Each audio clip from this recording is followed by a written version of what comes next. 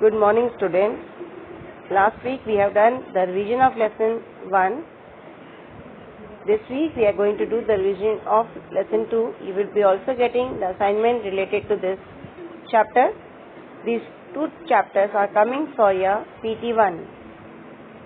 So if you are having any kind of queries, you can ask when the window will open on Wednesday. The main topics I am going to discuss in this chapter: interior of the earth. Earth is like an onion. It is made up of several concentric layers, one inside the other. The uppermost layer is the crust, and it is the thinnest of all the layers. It is about 35 kilometers on the continental masses and just 5 kilometers on the ocean floor.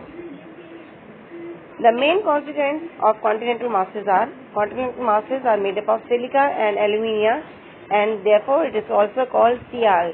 That is Si for silica and Al for alumina. Now, the oceanic crust. Oceanic crust mainly consists of silica and magnesium. So, it is also known as SEMA. Si for silica and Ma for magnesium. You should all know this. The mineral constituents of each, like the continental masses, the oceanic crust, the core. Now, just beneath the crust is the mantle, which extends up to a depth of 2900 kilometers. After the,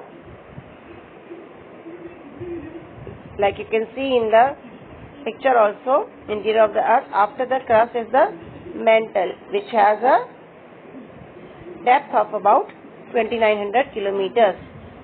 Below the crust is the mantle, and then the innermost layer is the core with a radius of about 3500 kilometers. It is mainly made up of nickel and iron and is called therefore nice. So Ni nickel and Fe ferrous. The central core has very high temperature and pressure.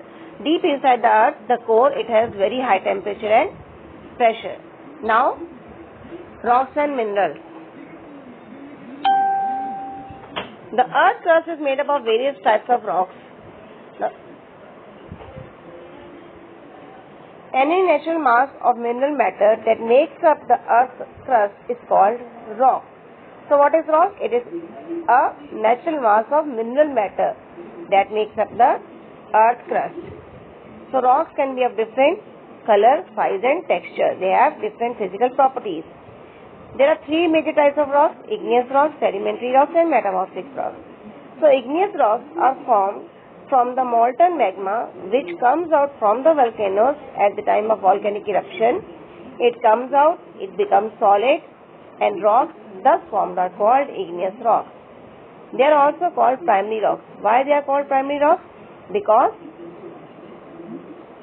it is the igneous rocks from which the other two sedimentary and the metamorphic rocks are formed. So can you imagine lava coming out from the volcanoes?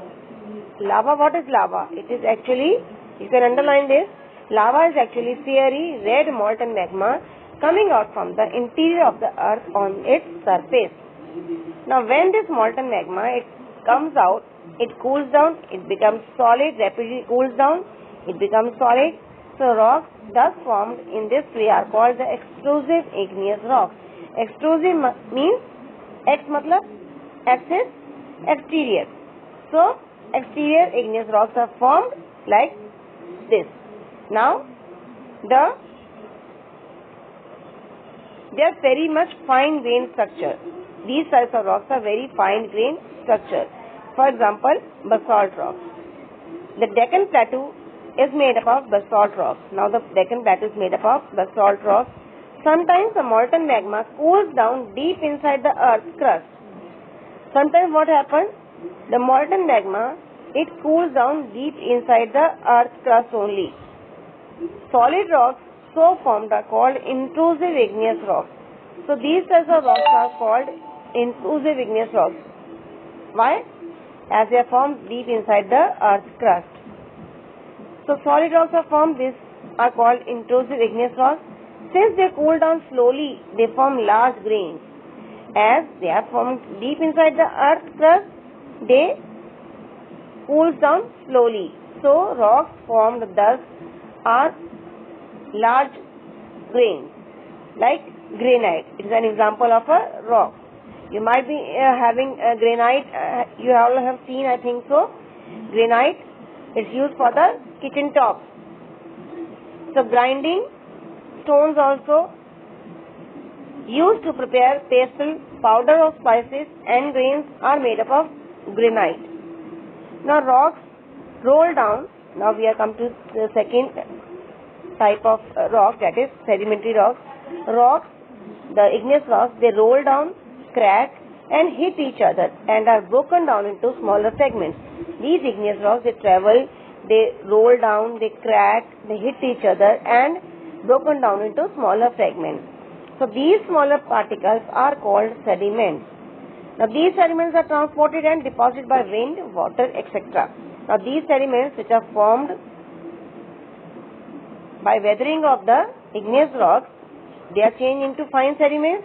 These sediments are transported and deposited by water, wind, etc. These loose sediments are compressed and hardened to form layers of rock.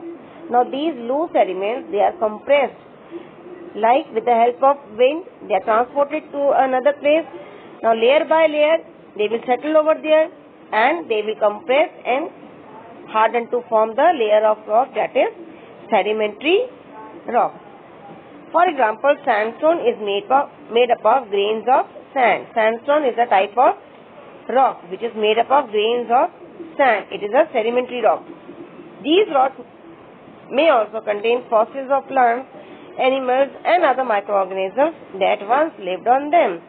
Now, when sediments of a layer is settled, now on that any animal die or leaves are settled over there, and again one layer of these sediments are again deposited on that.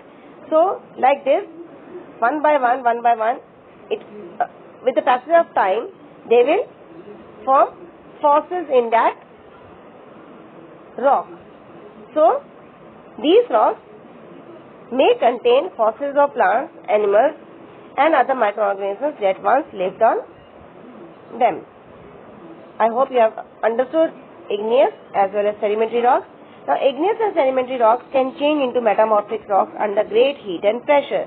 Now igneous and sedimentary rocks, they can change into metamorphic rocks when they are exposed to great heat and pressure. For example, clay changes into slate and limestone, that is a sedimentary rock, it changes into marble under great heat and pressure. Now, how are rocks useful to us? Rocks are very useful to us. The hard rocks are used for making roads, houses and buildings. You also use stones in many games also. For example, 7 stones, pitru, hopscotch, tapu, kit, 5 stones, gitki and so on. Now you will be surprised to know that one type of rock changes to another type under certain conditions in a cyclic manner. Like, you studied water cycle. So on is the rock cycle also. So one type of rock, it changes into another type under certain conditions in a cyclic manner. The process of transformation of the rock from one to another is known as rock cycle. You have already learnt when the molten magma cools, it solidifies, it becomes igneous rocks. These igneous rocks are broken down into smaller particles that are transported and deposited to form sedimentary rocks. Now when these igneous and sedimentary rocks thus formed are subjected to great heat and pressure, they change into metamorphic rocks. Now these metamorphic rocks, which are still under great heat and pressure, melt down to form molten magma. When these metamorphic rocks are exposed to great heat and pressure, they again change to molten magma. Now this molten magma again cools down and solidifies into igneous rock. So the rock cycle is formed like in this manner. So it can be asked for your exam also, explain what is rock cycle, explain the rock cycle with the help of diagram. So you can show this diagram also. You have to practice this diagram. You have to practice this diagram as well as the interior of the earth diagram. Now rocks are made up of different minerals. Rocks, as they are coming from deep inside the earth, there are minerals. So rocks are made up of different minerals. Minerals, what are minerals? Minerals are naturally occurring substances which have certain physical properties and definite chemical composition. Minerals are very important to humankind. How they are important to humankind? Some are used as fuels, like example coal, natural gas, these all are minerals. So these are used as fuel. They are also used in industries also. Minerals are used in industries as well, like iron, aluminium, gold, uranium, and also in medicines, in fertilizers. So these are the uses of minerals. And I hope now I have discussed this whole chapter 2 times. I hope this chapter is clear to you all. So students, I also hope that you all have done your holidays homework also. You will be having marks for the holidays homework as well as the worksheet which is being given to you, and rest marks for the PT1.